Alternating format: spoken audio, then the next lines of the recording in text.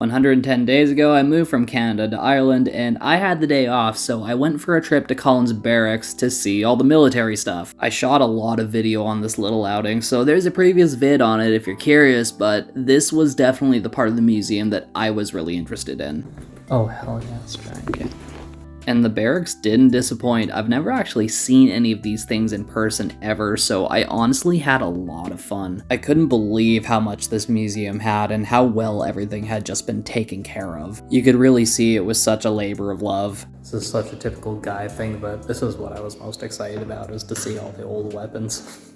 I may be an adult, but my sense of humor is that of a teenager, as you can blatantly see here. It was funny though, cause I thought I'd seen everything already and almost missed this entire wing of the museum when I was walking through. And I'm glad I was paying attention to my surroundings and didn't miss it, because then I found what was my favorite display. I could not believe how well preserved these old military snare drums were, and I immediately took a boatload of photos and sent it to my drummer homies in Vancouver. Dude. The old Irish military snare drums, these things are like over 100 years old. It's one thing I can nerd over at least. I bet I could play some mad paradiddles on these things. The finish on them is just gorgeous though.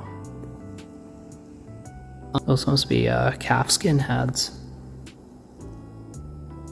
Unbelievable. The craftsmanship on these is absolutely bonkers. Weapons and drums, I have found my section. This was definitely the biggest highlight for me, because I've never seen such a big collection of old drums like this in one place. From there though, I worked deeper into the museum and found way more stuff, and it was all just so cool. Can't get over how sick these cannons are.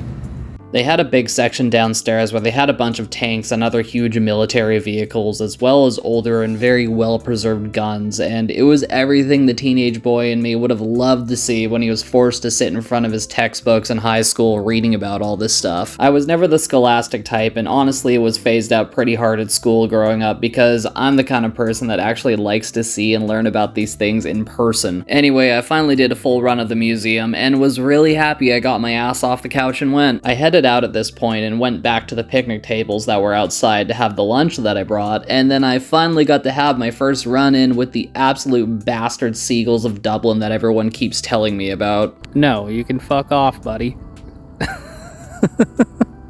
So yeah, that was day 110 of restarting my life in Ireland. I'm vlogging my new life here one day at a time, so hit the follow button, hang out, and grow with me.